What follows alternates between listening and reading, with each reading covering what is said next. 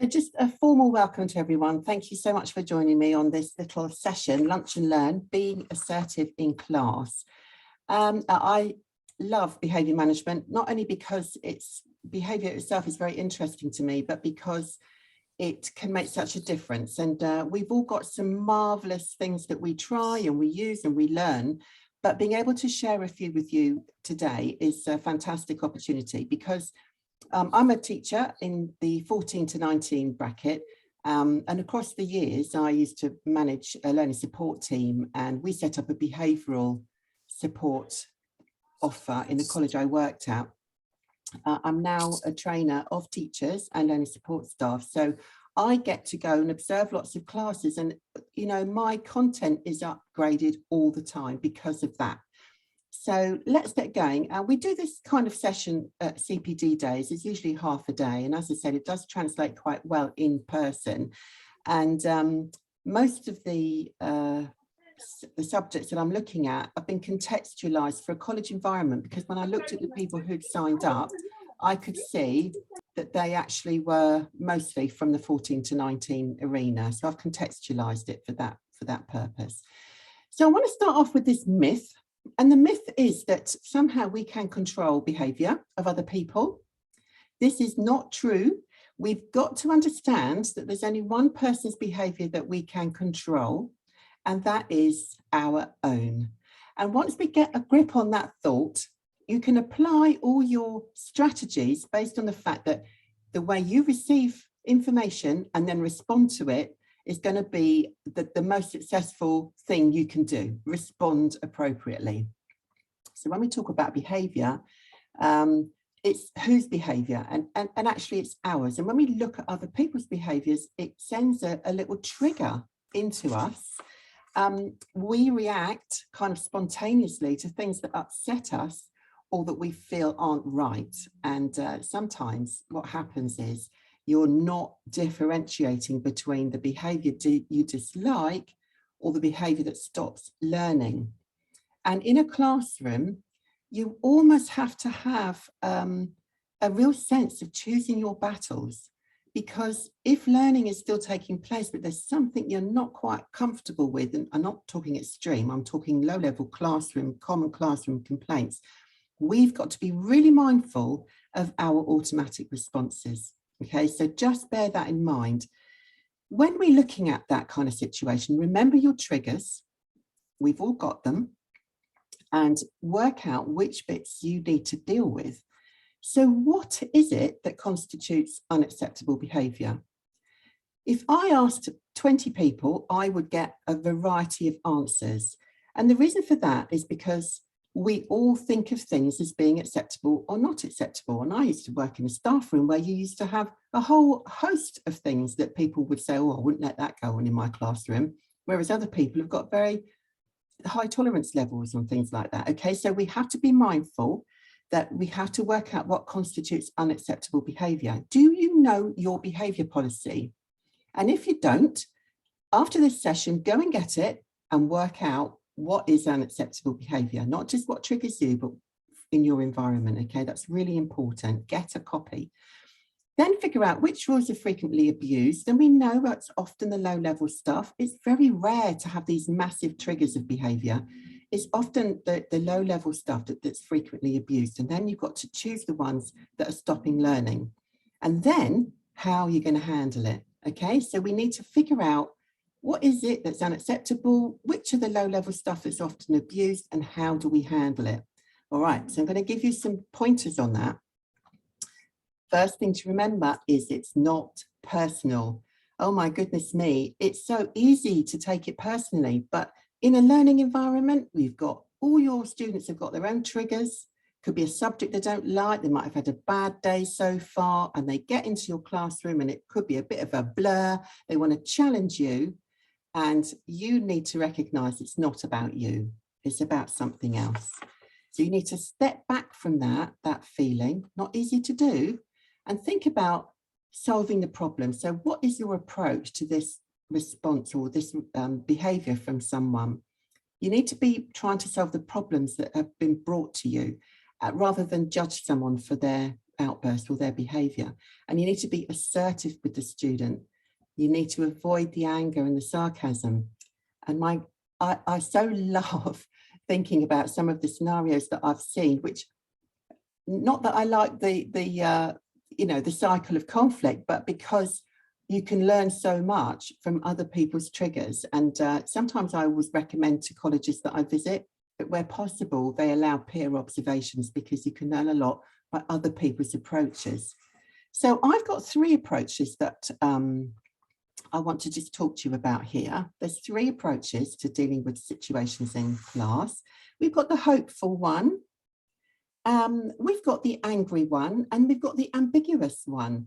And I love this because you probably recognise yourself or your colleagues in one of these categories, or maybe more than one, depending on the student, depending on the day, depending on what traumas you've had before you come to class. You know, we've all got them. So I'm going to stick with 3 common classroom situations to demonstrate these types of approaches. Okay, so the first one, which is hopeful, we're going to look at seating, we're going to look at phones, and we're going to look at noise levels, because they're the 3 that are often the one that there's the low level stuff that just gets you down. So the first hopeful approach is, please will you move? So this is a seating issue. You don't want that student sitting there.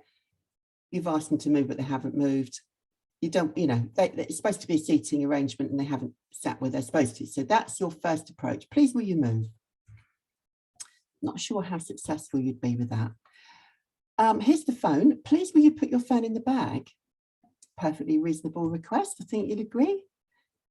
I don't know how successful you'll be with that though. And the third one is, please be quiet. So these are the hopeful approaches to those 3 situations. Please will you move? Please will you put your phone in your bag? Please be quiet.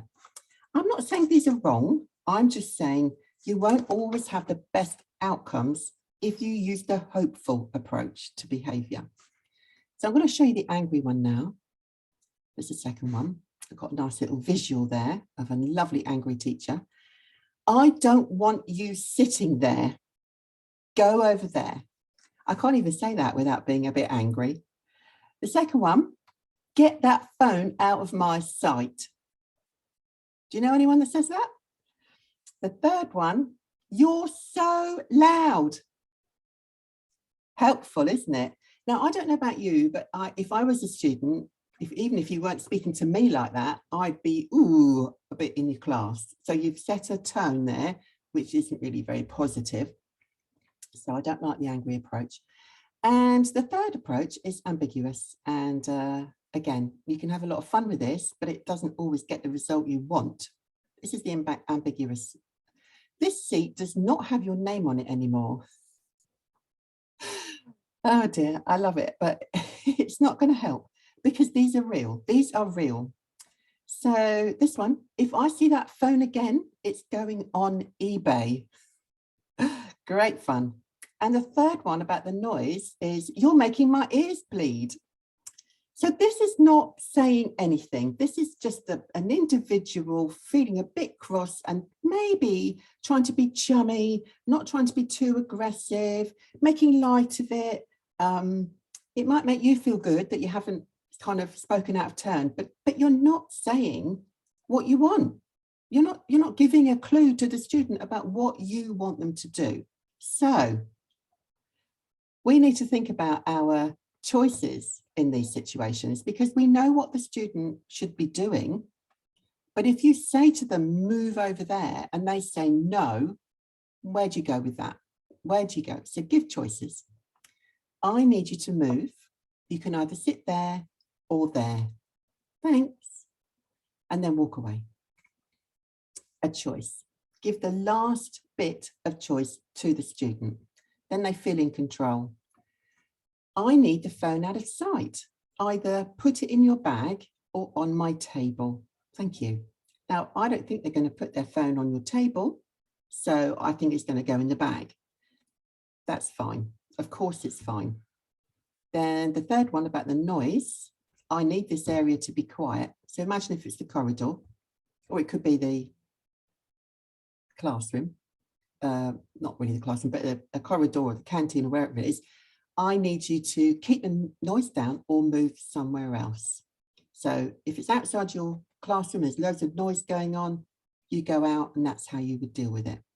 Okay, choices. If you can figure out all of those regular behaviours that you have to deal with, and we talked about at the beginning of the session, what happens often, then you need to learn to put your script together for those scenarios and give choices. Now, as I say, we can go on a lot more about this, but one of the things about saying I need is that you've now created the situation where it's important. Now, there's a situation, sorry, there's a regular strategy that you can use, which is in 3 parts, and I really like this. This is called the Fact, Sympathy and Suggestion technique. And the way it works is, it's in 3 parts, obviously, and the way it works is you have to depersonalize the situation. So you don't say you, and I think you'll notice when we were looking at that choices option that we didn't say you, we said I. But in this situation, we've got to stick to the facts. You don't say I and you don't say you. You just start off with a fact, which I'll demonstrate in a moment. So you start off with the fact, and the second stage of the 3-part strategy is that you show an element of understanding. So you're going to say, this thing's happened and I know why.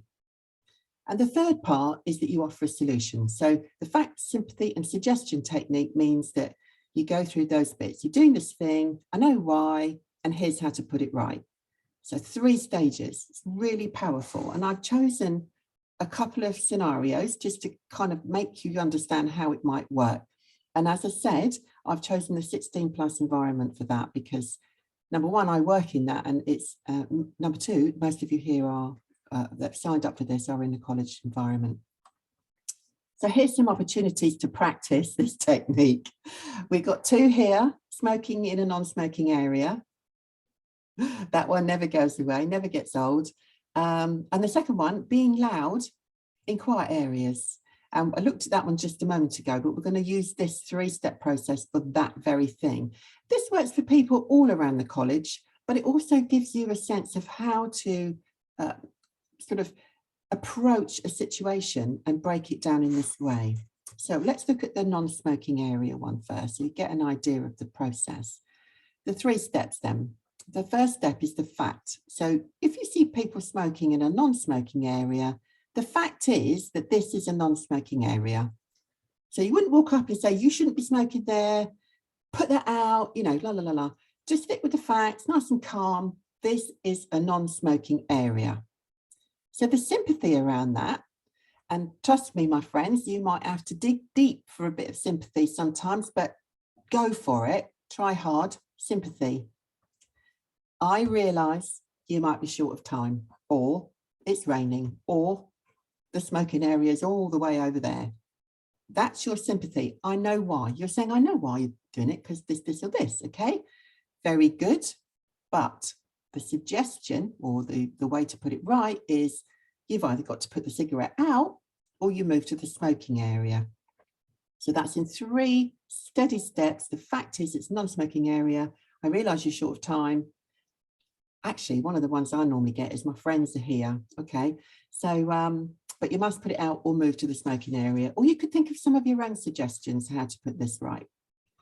Noise levels. So just imagine corridor, library, LRC, wherever. The fact is this is a quiet area. It is a fact. It's not about you, it's not about me, it's about the quiet area. Remember that.